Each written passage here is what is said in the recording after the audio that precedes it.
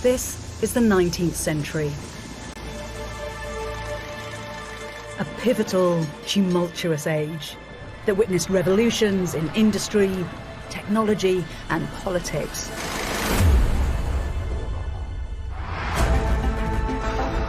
But also, crucially, in ideas. Big, bold, dangerous ideas that would bring the world as we know it kicking and screaming into being. Three great thinkers led the way: Karl Marx, Friedrich Nietzsche and Sigmund Freud. They lived in a time when old certainties were breaking down. Regimes were overthrown by mass uprisings. Science was undermining religious authority. Their challenge was to figure out what makes us human in a fast-evolving world. Emigres, recluses, enemies of the state, these outsiders challenged the existential crisis of their age head-on. Little was out of bounds. They had an absolute commitment to identify the forces controlling our lives. Their weapon, the power of their minds. Their search drove them to extremes, into poverty, into madness. Yet their penetrating, often contentious ways of seeing the world still shape how we make sense of our lives today.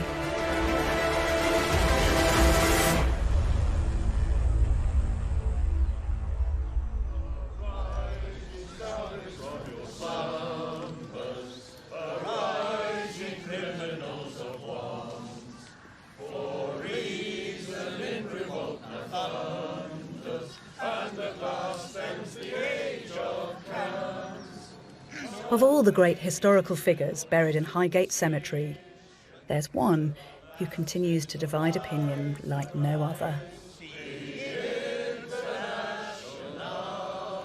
For those who come here year in, year out to mark the day of his death, Karl Marx is a keenly intelligent analyst of capitalism, a prophet of human emancipation. But for others who've actually attacked this monument with paint, with hacksaws, even with explosives, he's a malign progenitor of totalitarian regimes, a man responsible for the death of millions. Love him or loathe him, what you cannot dispute is that Karl Marx dramatically transformed our world. Within 70 years of his death, 1/3 of the world's population was ruled by governments claiming Marxism as their doctrine.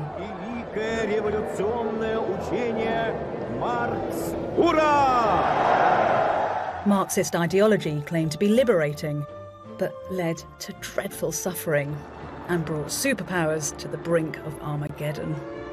It shall be the policy of this nation to regard any nuclear missile launched from Cuba as an attack by the Soviet Union on the United States. Communism was widely discredited, precipitating its fall in the 1980s and 90s. But economic crisis and social unrest have put Marx's ideas back in the spotlight. I want to start at the beginning, not to study Marx with the hindsight of history, but to try to understand what motivated him in the context of his own times. To discover how a man whose life was plagued with insecurities, with failure, with tragedy, would end up generating one of the most influential ideologies in the human experience.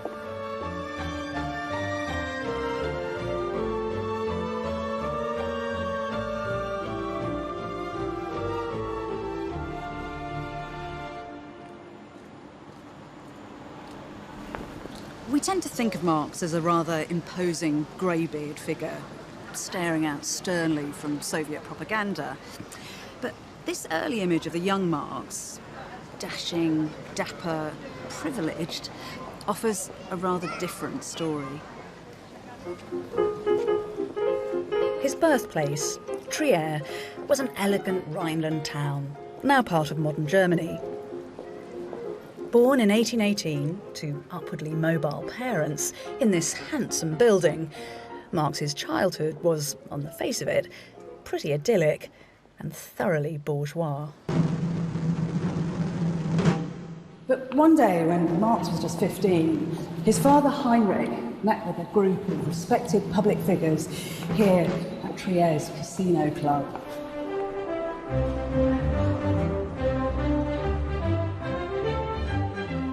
After too much to drink, some of them began pounding the tables raucously and singing songs that celebrated the virtues of the great revolution that swept through neighbouring France. A Prussian army officer witnessed the scene and reported back. Two of Marx's school teachers, who were also in the room, were promptly sacked. Others were charged with subversion, and Marx's father was tarnished with the disgrace. The casino was put under surveillance. Because under the surface calm of the town, there was tension. Not long before Karl's birth, Trier had been under Napoleonic control, which meant that people like Karl's father had got a taste of the French revolutionary principles of individual liberty and equality. Under French law, Heinrich had been free to train as a lawyer, but he was Jewish, and once the more autocratic Prussians were in control, they imposed civil restrictions on all Jews. Now, in order to keep practicing his profession, he had to convert to Christianity. Marx was growing up in a period when questions of political authority and freedom of expression were highly contested, when ruling classes across Europe feared their people would rise up and overthrow them. The struggle between the ideals of the French Revolution and the intractable conservatism of the Prussian state would inspire and motivate Marx.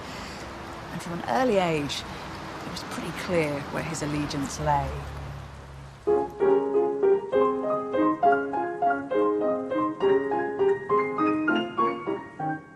When he was 17, Marx was packed off down the Moselle River to study law at Bonn University.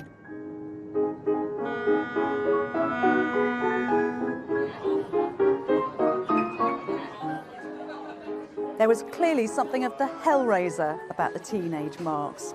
He quickly became co-president of the Trier Tavern Club, basically a bunch of middle-class bad boys. After one night of boozy brawling, Marx was banged up in the local cells for a day. But there was more to come.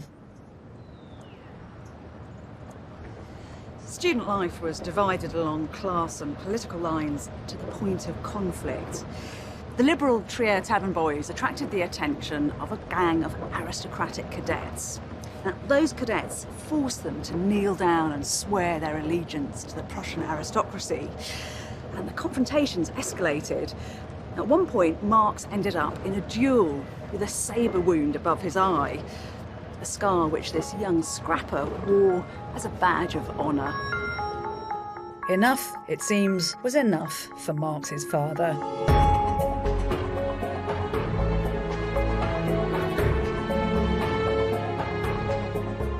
Heinrich transferred Karl to the more studious environment of Berlin University. Yet, even here, Marx found other distractions.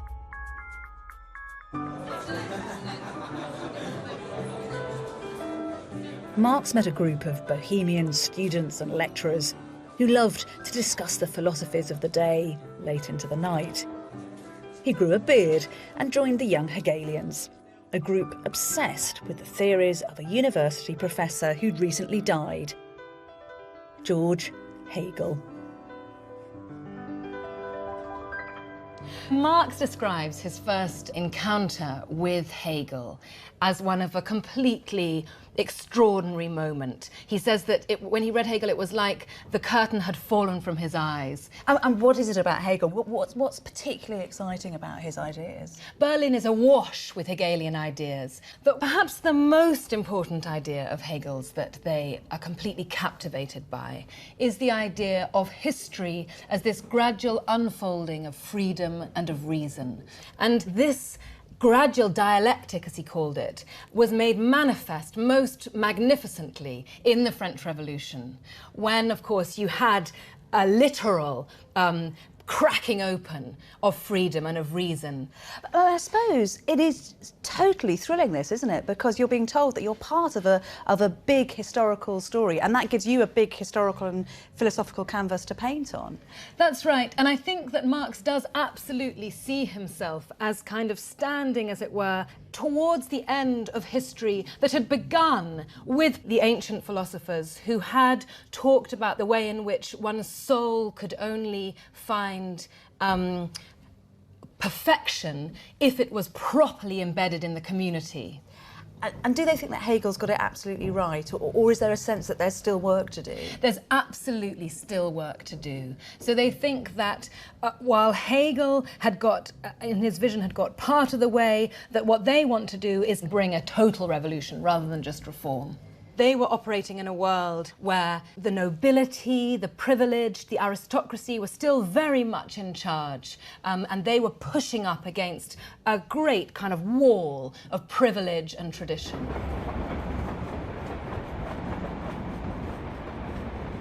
Marx and the young Hegelians believed that the single greatest obstacle to human progress was religion. So they set out to critique and to attack it. Now, you've got to think how subversive this is. Some said that the Gospels of the New Testament were just folk tales, not divine historical truth. That's really shocking.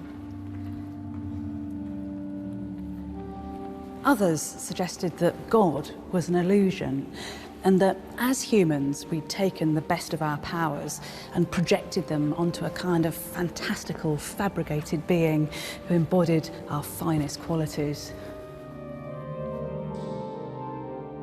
The young Hegelians believed that this existential separation, brought about by religion, limited our human potential. Only by abandoning its delusions could we truly flourish.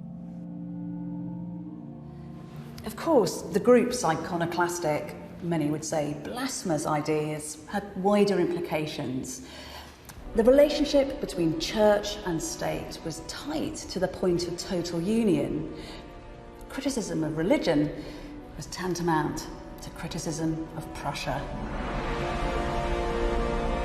Marx had aspired to an academic career, but the Prussian authorities would not tolerate subversives in their universities.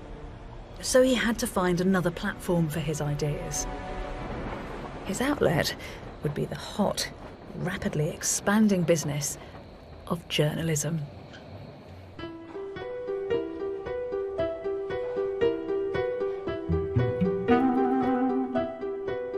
Marx thought that the written word had transformative power, and he became editor of the Rhineland News, based in Cologne. A mouthpiece for liberal entrepreneurs pushing for constitutional reform. He made an immediate impact. Nicknamed the Moor because of his dark complexion and thick mane of hair and beard, it seems he was impetuous, passionate, with a boundless energy and self-confidence, although some did say that he was vindictive and an intellectual bully. But whatever his shortcomings, his drive and acuity got the job done. Under his tenure, circulation of the paper rose dramatically. Marx's journalism took up the cause of his nouveau riche paymasters and attacked the old political elite. Here's a typical example of his lacerating style. It's polemic, laced with a kind of withering sarcasm. The aristocracy cannot be given the form of law because they are formations of lawlessness. No one's action ceases to be wrongful because it's his custom, just as the bandit son of a robber is not exonerated because banditry is a family idiosyncrasy. It's clever, cutting stuff.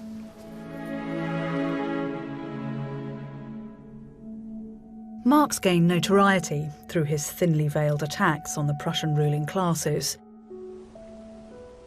But journalism also stimulated a new interest at the other end of the social scale.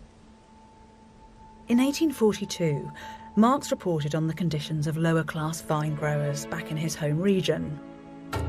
A dramatic drop in profits had plunged them into poverty.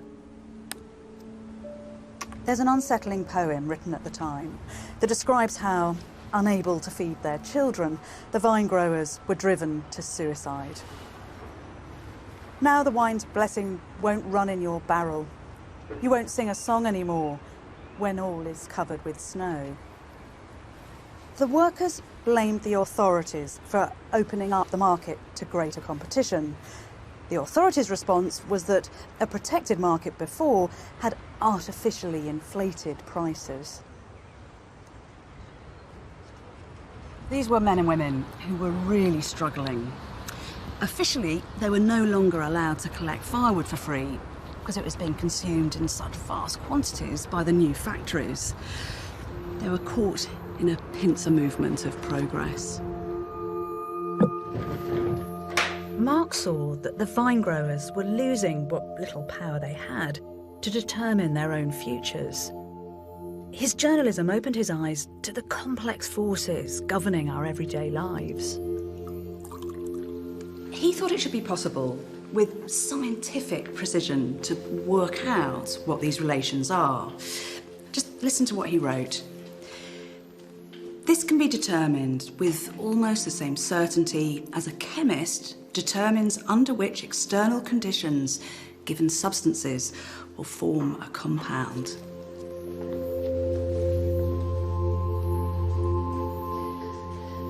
But a clinical deconstruction of the nature of society was just the sort of thing the Prussian authorities feared. Marx's provocations had ruffled the feathers of those in power once too often. His paper was shut down. So we should picture Marx, aged just 25, angry, ambitious, criticised. Censured in Prussia, he resolved to travel to the fulcrum of game-changing, provocative ideas. The origin of those protest songs that his father once sang. The rallying point of revolution.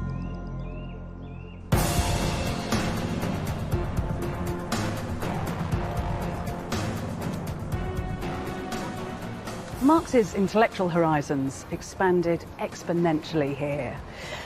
The rebellious fervour of the French Revolution had never really evaporated, and the streets and bars were home to radical thinkers whose ideas threatened to turn society upside down. There were libertarian anarchists who declared that all property was theft, utopian socialists who sought common ownership of the means of production, and communists who advocated the creation of workers' cooperatives known as communes. In just over a year of frenetic discussion and writing, the shape of Marx's own agitating philosophy would start to form. And this was a new chapter in more ways than one. He'd arrived with his childhood sweetheart and now wife, Jenny von Westphalen.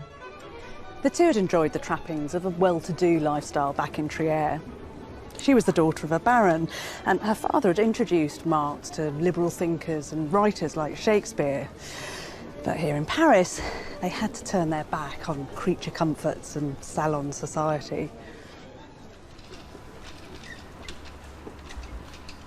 The newlyweds lodged here on Rue Vanneau with friends. And it was from here that Marx continued to agitate for change in Prussia. Marx helped to launch an ambitious publication that encouraged collaboration between French and Prussian radicals. Actually, there was only ever one edition because of the difficulty, partly, of smuggling it into Prussia. But the early essays that Marx wrote for this failed publication are both historic gold and pivotal in the evolution of his ideas. In these essays, we can start to piece together Marx's quest to identify exactly what it is that limits humanity's freedom. He's starting to take a different course from the young Hegelians. Rather than seeing religion as the root cause of our problems, he describes it simply as the opium of the people, just a painkiller for something much more deep-seated.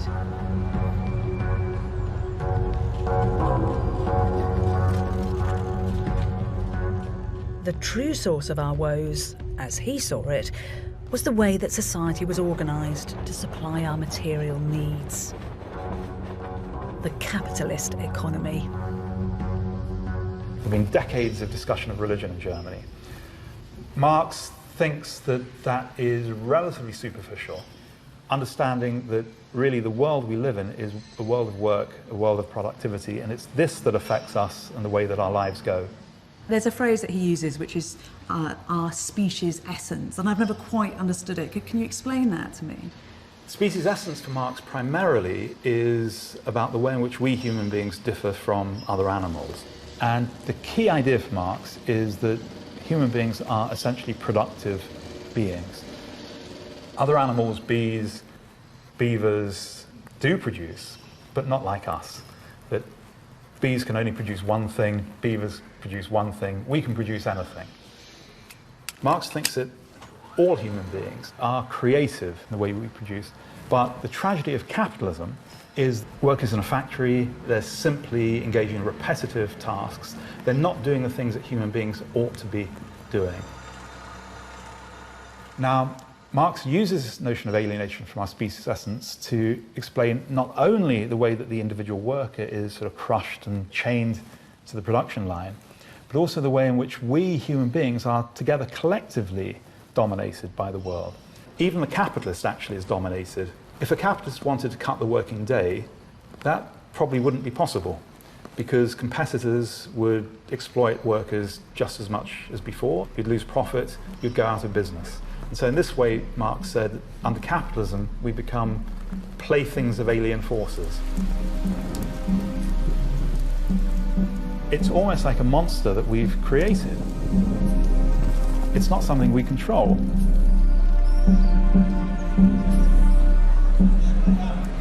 Now that Marx saw the world in a different way, he set out to expose its workings. With his ferocious intellect, and arguably too the bold conviction of youth, he resolved to end degrading injustice and to reunite people with their true, innate being.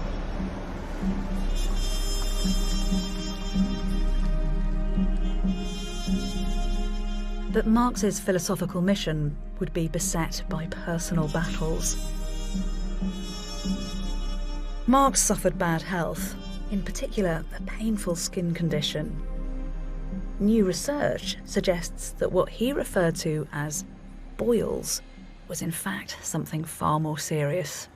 Well, I read an account of his life. It was quite an interesting book, but it said he suffered really quite badly from a skin complaint. Naturally, I picked up my ears and they said that he couldn't find a place to rest. He couldn't lie down, he couldn't walk. For 3 weeks at one point, he was totally unable to work, totally unable to think. But I thought, the skin complaint they said that he was suffering from was just boils. Well, boils are a bit of a nuisance, but they're not that bad. And I looked at Marx's letters over a period of about 9 years. Bit tedious, but you could see from these letters he gets them in the groins, he gets them around the anus, and then, very diagnostically, under the arms. Now, this distribution only occurs in one disease. It's a thing called hidradenitis suppurativa, a rather terrible, unpronounceable name. It sounds as though it's very debilitating physically. Absolutely. Here's, for example, an armpit. It's scarred where there's been repeated episodes. It never really stands still. Did we know when he developed this? The first traces I found in the letters was in his early 40s. We know it starts in the early 20s. The average age is about 21, 22. So we think that this affected him psychologically? When the skin is involved, our self-image changes. It produces a loathing. And Marx had this by the gallon. He, in a letter here, he writes, "I took a sharp razor and lanced the cur myself." Yeah. How can you do that? Yeah. He regarded his disease as foreign to him. Some have suggested that this condition would have added to Marx's sense of alienation. The new evidence certainly reminds us that towering thinkers also live a flesh and blood existence.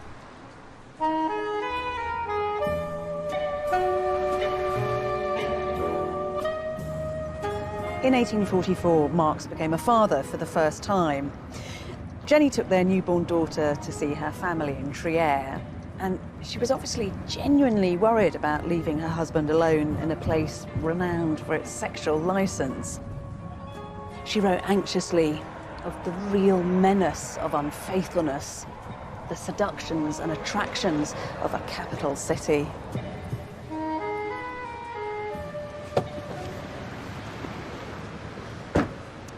Marx did arrange a rendezvous, but this was purely a meeting of minds, an appointment with a radical writer who'd contributed to Marx's failed journal, Friedrich Engels. Engels was also from a bourgeois Prussian family, just 2 years younger than Marx, tall and handsome.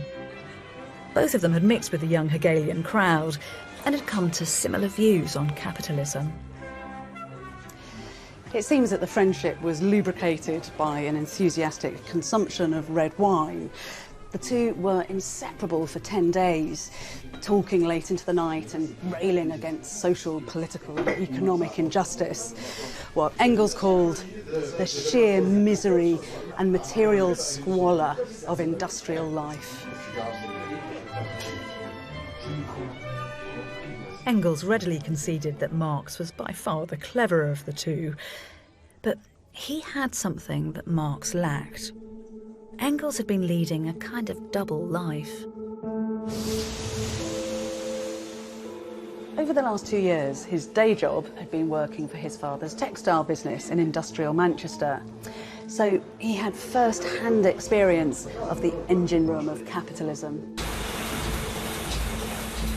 Engels' lover was an Irish immigrant factory worker called Mary Burns. She'd shown him the slum districts of Manchester, and so he'd witnessed the poverty of the urban classes in ways that thesis-bound Marx never had. As collaborators and friends, their joint mission was to open people's eyes to what they judged to be the devastating realities of capitalism.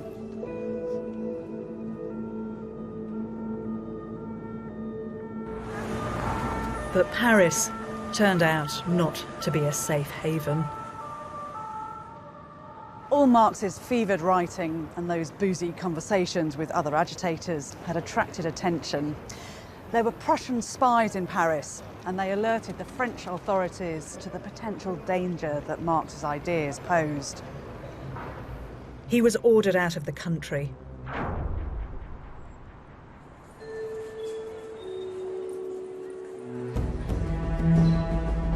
In January 1845, Marx fled Paris in haste by postal coach, leaving Jenny behind with their baby daughter to frantically pack up all their belongings. Neighbouring Brussels accepted political refugees, and Marx applied for asylum. He was granted temporary residence, but on the strict understanding that he sign a written pledge assuring that he wouldn't stir up dissent with his writing. In Brussels, Marx still feared the long arm of the Prussian authorities, and so to avoid potential extradition, he renounced his Prussian citizenship. Marx had been marginalised. He was stateless and virtually penniless, but he clearly had no intention of taking all this lying down. Despite the stringent conditions of his residency, he was about to ramp up his political activity.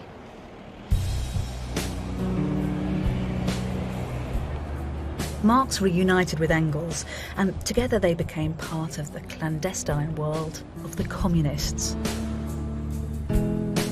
Outraged at being exploited by the ruling classes, they'd set up secret groups right across Europe. These working-class activists wanted to abolish private property and to create a revolutionary society. We know that Marx and Engels hung out here with communists in what was once a smoky bar and has now, rather ironically, been transformed into an elegant bourgeois bistro. The men that Marx met here, he believed to be the very foot soldiers of revolutionary change. Change which, and this is a critical shift, Marx now actively sought to effect himself. As he wrote, philosophers have only interpreted the world. The point is to change it. He and Engels matched their words with deeds and began to coordinate a network of communists across Europe from their base in Brussels. But they didn't stop theorising. As ever, Marx was determined to solve big problems with big ideas and with the power of the written word. Marx and Engels are working furiously together here. What's the quantum shift in their thinking? The quantum shift is they now see that it's economic organisations and the way they change throughout history, that's what drives history forward, that's the motor. And they see the way society organises itself economically changing according to new technological developments. And they trace movements from a very early cooperative, as they see it, cooperative society in which people live in a communal fashion through slave-owning societies on into medieval feudalism with aristocratic landowners and their serfs, and then the Industrial Revolution and the birth of capitalism. So this is history as they see it. What's the issue here? I mean, what's the problem with this? Well, the problem is that for most of human history, there have been haves and have-nots, and that most humans have lost out to the people who own the property and who own the means of production. And he thinks the problem is getting even worse under capitalism. I mean, so economics is important, class is also very important to them both at this time, isn't it? Oh, well, hugely. They see capitalism necessarily leading to antagonisms between particularly the bourgeois capitalist property-owning class and the proletariat who sell their labour, because he says capitalism is intrinsically exploitative. And more than this, he thinks that law, religion, politics, culture, the arts generally, they're all there to keep the ruling classes in power and in place. They are a superstructure, an ideology to maintain the status quo. And he thinks that part of his job is to strip the mask away so people can see that they've been had. Marx believed that capitalism contained the seeds of its own destruction. All that he had to do was to awaken what he called the proletariat, the working classes of industrial society, to their revolutionary role, to bring about communism, the final stage of history when all class divisions would be eradicated. By 1847, events in Europe were on his side.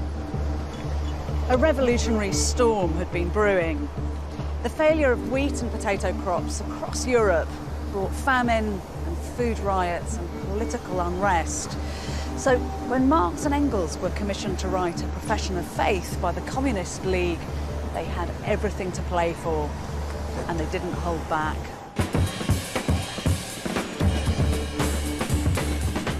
In January 1848, Marx and Engels hurried to meet their tight deadline. Written with immense fluency in just over 2 weeks in a fug of cheap cigar smoke, they produced this little book. This is the Communist Manifesto. It's just 30 pages long, but in those pages is some of the most infamous and influential political propaganda of all time. A lot of people think this is just going to be a kind of hatchet job on capitalism, but he's full of praise for the bourgeoisie, and he says that it's accomplished wonders far surpassing Egyptian pyramids, Roman aqueducts and Gothic cathedrals. I mean, that sounds like a great celebration of the bourgeoisie and of capitalism in a way. Well, it is. I mean, he's actually saying that without the advances and the things that capitalism can bring, communist society cannot work, because communist society needs an abundance of goods that everybody can take advantage of. And he actually says at one point, just before that quote, he says the bourgeoisie has got a revolutionary role in history. And he's really gingering up the language. I mean, because some of those phrases, you know, the spectre of communism is haunting Europe and all that's solid melts into air. They're incredibly memorable, aren't they? Yeah, the bourgeoisie creates its own grave diggers. Yeah. You know, he's a master of prose, really. He knows exactly what he's doing. The one thing that troubles me, though, is when ideas become ideologies, and that feels like that's what's happening here. There's a kind of calcification of ideas, so it becomes quite a dangerous document. Yeah, just as he said that the bourgeoisie was like a sorcerer that created something that he can't actually control anymore. Perhaps he's doing that. He's creating something that he can't control anymore, especially when he's gone. Despite the radical fervour and sheer rhetorical power of the manifesto, it went almost unnoticed. The ink was still wet on the first German edition when revolts erupted across Europe. Here in Paris, workers barricaded the streets. After 3 days of frenzied fighting, they overthrew the monarchy and proclaimed a republic. You can just imagine the atmosphere of expectation. Something equivalent perhaps to the experience of the Arab Spring. The world changing in front of your eyes. People power overturning the status quo. A domino line of radicalism. The Belgian authorities, fearing an uprising, gave Marx just 24 hours to clear out. He needed little encouragement to leave and to take up a lead role with the revolutionaries. But the insurrections quickly collapsed in chaos. In France, an attempt by the new Republican government to quell a workers' protest spiralled out of control. Over 10,000 died or were injured. And across Europe, the old ruling classes quickly re-established control. Marx ended up in Prussia, hoping to foment revolution. But he was arrested, put on trial for inciting rebellion, and narrowly escaped prison. There was just one haven left, a relatively stable kingdom that was still prepared to take on refugees with radical views. In August 1849, Marx set sail for England.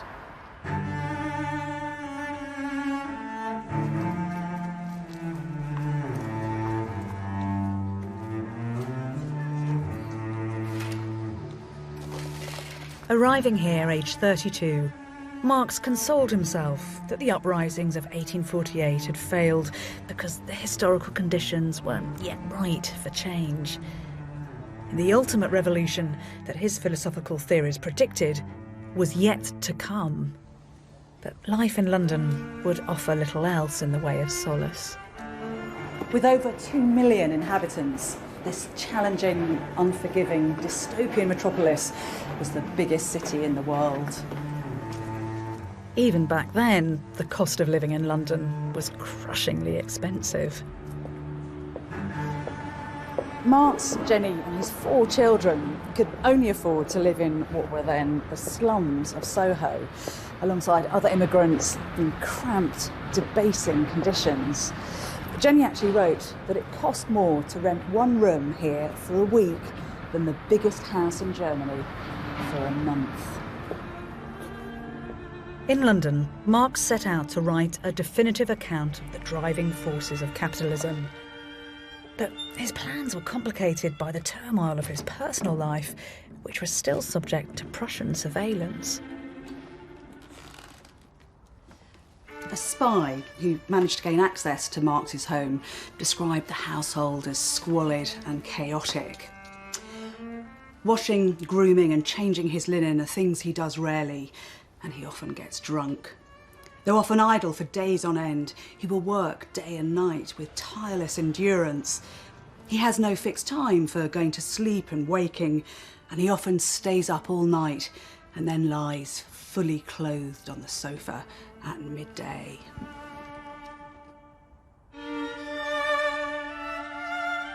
Marx's all-consuming theorising and political agitating dragged his family down.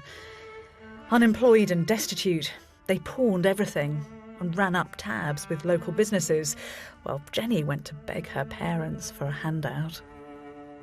And then we're told Marx made things worse. Living with the family was a feisty woman called Hélène. She helped around the house, she was a fellow radical and a friend. But Marx slept with her and fathered an illegitimate son at the same time that Jenny was pregnant again. This was not Marx's finest hour. Jenny was furious. They'd all known each other for a long time, so clearly there is some drama and upset that goes on.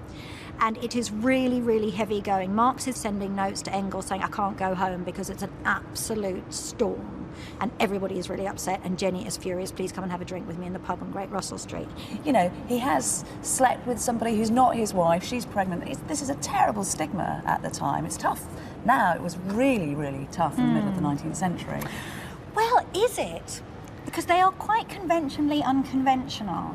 And at that time, illegitimacy, particularly in the circles that they were moving in politically and socially, isn't such a stigma. But at the same time, quite a lot of the evidence points towards the fact that Jenny wanted it covered up. So who takes responsibility for all this? Who makes it okay is Engels. He lets it be understood that he is the father. And Engels, he takes the rap for his best friend. Wow. And what do you think this incident tells us about Marx? Marx is a man. And ultimately also a Victorian patriarch. A man like any other that needs to be understood in context. And all heroes have their flaws. Throughout his troubles, Marx was always propped up by Engels. He compromised his revolutionary ambitions and returned to his father's factory, somewhat paradoxically, to bankroll Marx's theorising. But despite this, Marx's family life was mired in tragedy. 3 of his children died in infancy. The nadir was the death of Marx's 8-year-old son, Edgar, the apple of his eye, who died in his father's arms on Good Friday, 1855. When Edgar's body was lowered into his grave, other mourners thought that Marx was so distraught he was actually on the brink of throwing himself in.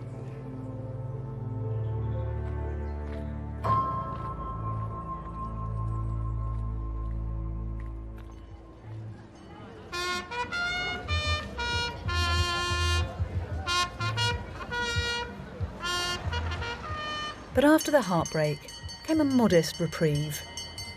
Jenny received 2 inheritances, allowing them to move to the relative prosperity of the suburbs. Yet even here, Marx was still plagued by debt, much of it self-inflicted, as he lavished money trying to maintain a respectable middle-class lifestyle with private education and dancing lessons for his girls. You do wonder just how much he was trying to replicate the bourgeois, comfortable world that he'd been born into.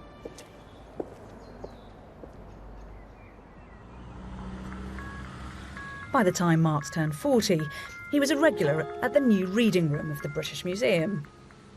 Here he spent 12 hours a day gathering evidence for his definitive critique of capitalism, Das Kapital. By the 1860s, Britain was the world's industrial powerhouse. The UK population had doubled since the turn of the century, with terrible social impact.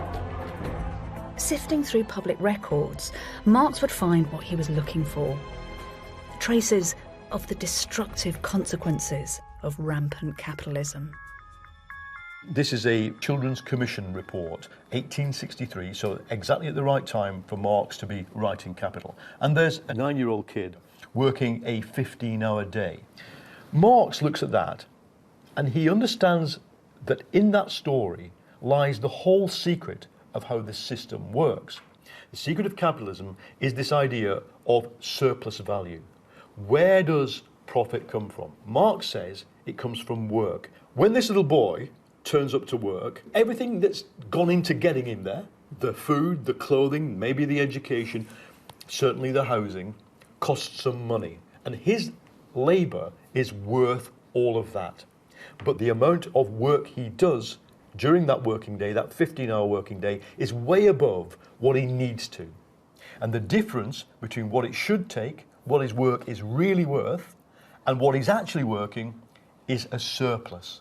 That's where profit comes from. And we know, actually, that he is trawling through this stuff for these acute examples of exploitation, because he wants to shove the concept of exploitation right down the throats of mainstream economics. Mainstream economics then and today doesn't even accept that exploitation exists. When a factory falls on the head of a bunch of Bangladeshi garment workers, that's an accident. To Marx, it's one of the most fundamental laws of capitalism that the capitalist will extract the maximum amount of surplus value that they can. Where's this system heading? What does he think the future of capitalism is? Marx isn't predicting the imminent doom of capitalism. He understands that it is a fully functioning system, but he identifies the fragility that in a system based on profit, where all the profit is extracted from the work of people, then you hit limits. The first limit you hit is the working day, because you can't extend the working day forever. You must innovate, you must create machines, and the machines squeeze the worker more and more out of the production process. Then the very source of all the profit is squeezed into a tiny area. So you get repeated crises of profitability. People in Marx's time were asking, whose fault was it that X, Y, Z company went bust? Marx says it's not anybody's fault, it's the fault of the profit system, which is based on the exploitation of workers. And the exploitation of workers cannot go on producing the profit at the rate it is required to expand the system forever. Marx believed there were too many contradictions within the capitalist system for it to survive. The cycle of boom and bust, of expansion and recession, meant that it was inherently unstable.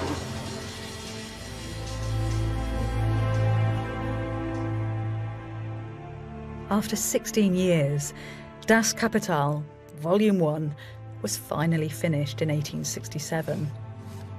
But it didn't have the impact that Marx had hoped for. Engels actually ghostwrote some reviews to try to drum up interest on the continent. Now, Marx suspected that the indifferent response was a conspiracy of silence orchestrated by his enemies. But I think it's probably much more straightforward than that. Capital is really long, and although some of the writing is very vivid, much of it is dense and demanding. And reading this cover to cover is a serious commitment.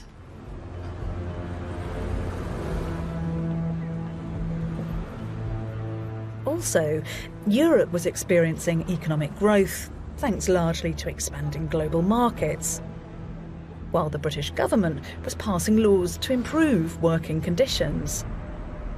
The crisis of capitalism, the touch paper for revolution, showed no sign of arriving. This seems to me to be one of the great ironies of Marx's life.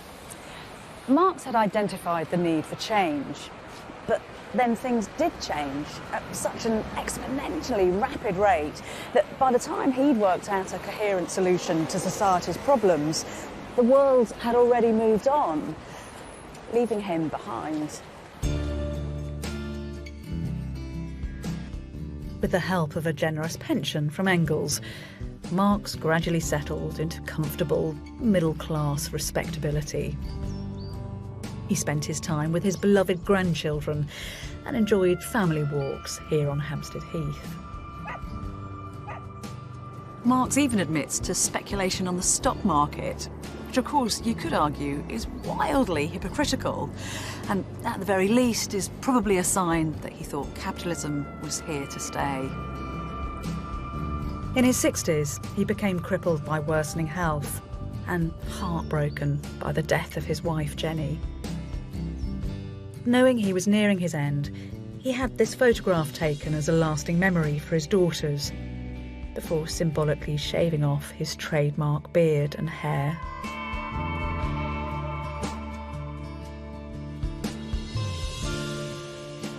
When Marx finally died in March 1883, a photograph of his father, who'd strived to give his son a good start in life, was found in the breast pocket of his jacket. And it was buried together with Marx in a simple grave here in a remote corner of Highgate Cemetery.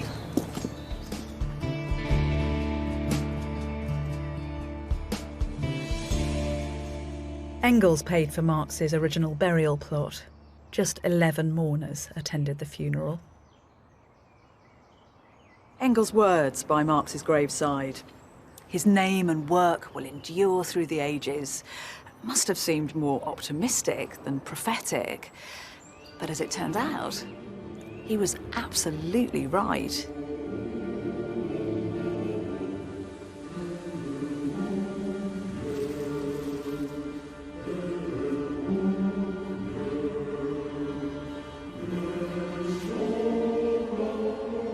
Marx's ideas were codified and clarified by Engels, promoting Marx as a great thinker. Socialist movements across the world started to translate Marx's persuasive works. His ideas began to gain momentum. And finally, in one country, a communist revolution succeeded. A human sea, joyous and wrathful, overflowed onto the city streets in mighty demonstrations. The revolutionary fire of the masses was finally unleashed. But it defied all Marxist logic, because the conditions for change, a highly developed capitalist economy, had barely emerged. Russian communism had been kick-started by the Bolshevik Revolution in Moscow in 1917, and 7 decades later, it came crashing down here with the fall of the Berlin Wall. Revolution wasn't just powered by the proletariat, as Karl Marx had predicted, but by a whole range of radicals and agitators. Top-down revolutionaries, notably Stalin, claimed to be disciples of Marx and his theories. But their authoritarian ideologies crushed the liberty that Marx cherished. Paradoxically, he would have been condemned by their regimes. Their distorted appropriation of Marx is demonstrated by recent analysis of one famous text, the German ideology. Well, we've got Engels' handwriting here, and he had quite good handwriting. Marx's handwriting was absolutely terrible. And we can tell from this page that Marx is making insertions into Engels' drafts. And what's it actually aiming to do? I mean, what are they working on here? Well, from the draft by Engels, we get this story about communist society would allow people to do what they want because they would not be constrained by the economically imposed division of labour. So he's developing a vision which includes livestock herding, hunting and fishing. But I think he gets a very sharp message from Marx saying, let's get back on track here. And he does it in a kind of indirect way. He doesn't just write, well, you're wrong. He writes something quite sarcastic. So he inserts the words, and criticise after dinner. This work-in-progress draft was rejected by Marx and Engels. But in the 1920s, it was resurrected taken at face value as a blueprint for communism and printed in smooth text, obscuring its knockabout origins. So this is very much a draft, and yet this will become the kind of foundations for a big political ideology. Yes, and a lot of people have an investment in making him simple and making him dogmatic, and you can get political mileage out of that, but we don't have to do that. He was a man with questions and went looking for answers. He wasn't a man who had a big idea and one answer, and then that's what he found everywhere. He actually went on the record saying he didn't want to be a kind of guru or prophet or a great teacher. When we look at evidence like this, should we remember Marx? I mean, should we think about him differently? Yes, I hope so. And I think we need to be prepared for a much more exploratory and much less dogmatic Marx.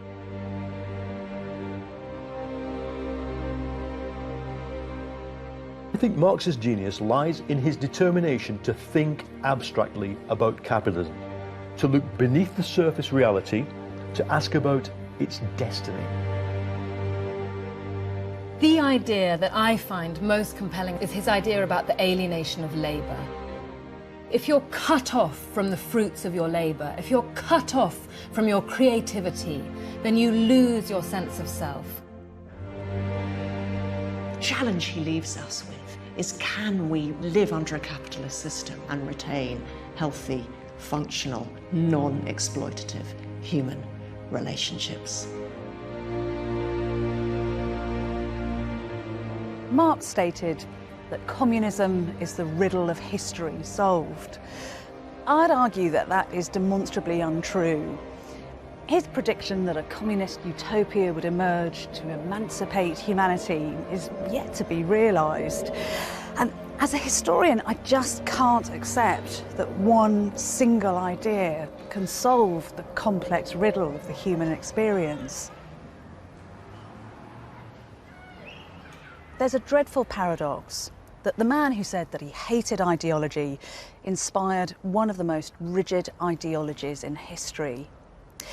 It seems to me that Marx's life story trumpets a warning that ideas can acquire their own inherent power, and that charismatic, explosive thoughts, particularly if set down on the page as writing, can be twisted from their original intention and manipulated for malign ends. But Marx's desire to find the root cause of human distress, of suffering and inequality, is surely a laudable goal. So whether you choose to read Marx as a hero or a villain, his philosophical journey must be interrogated and never forgotten.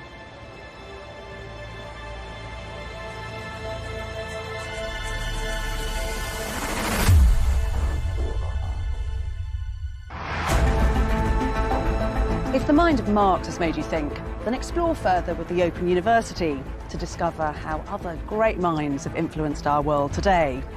Go to the address at the bottom of the screen and follow the links to the Open University.